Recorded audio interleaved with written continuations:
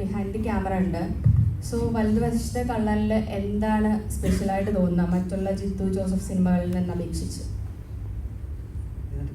ഇതിനകത്ത് ഈ പറഞ്ഞ പോലെ നമ്മുടെ ഒരു പ്രധാന ഇൻസിഡൻറ്റ് നടക്കുന്നത് ഒരു പോലീസ് സ്റ്റേഷനാണ്. അപ്പോൾ അതിനകത്ത് നമുക്ക് ഒത്തിരി ലിമിറ്റേഷൻസ് ഉണ്ട്. 4 ചുമരും കുറച്ച് സ്ഥലമുള്ളൂ. ടെക്നിക്കലി നമുക്ക് കുറച്ച് അത് തന്നെയാണ് ഒരു ചലഞ്ച്. അപ്പോൾ അതിൽ എങ്ങനെ നമ്മൾ ഈ ബോറടിപ്പിക്കാതെ കുറേ ഷോർട്ട് ഡിവിഷൻസ് ഇല്ല, അപ്പോൾ അങ്ങനെ എങ്ങനെ ബോറടിപ്പിക്കാതെ മുന്നോട്ട് കൊണ്ടുപോകാമെന്ന് പറയുന്നതായിരുന്നു നമ്മുടെ ക്യാമറ സൈഡിലുള്ളൊരു ചലഞ്ച്. അപ്പോൾ അത് ആ ലിമിറ്റേഷൻസിൽ നിന്നിട്ട് നമുക്ക് ആൾക്കാർക്ക് എങ്ങനെ ഇൻട്രസ്റ്റിംഗ് ആകാം എന്നുള്ളതാണ് നമ്മുടെ ഫസ്റ്റ് തോട്ട്. അത് കഴിഞ്ഞിട്ട് അപ്പോൾ അത് കഴിഞ്ഞ് ഞങ്ങൾ തമ്മിലുള്ള ഡിസ്കഷനാണ് എല്ലാവരും മൂവ്മെൻറ്റിൽ കൊണ്ടുവരാമെന്നും.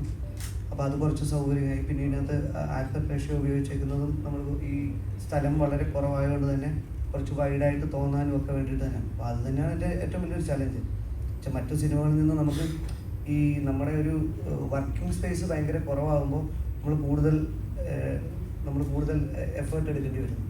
അപ്പോൾ അത് തന്നെയാണ് ഈ സിനിമയുടെ ചലഞ്ച്. അതൊരു പരിധിവരെ കവറപ്പ് ചെയ്യാൻ പറ്റിയെന്നാണ് ഞാൻ വിചാരിക്കുന്നത്. അറിയില്ല.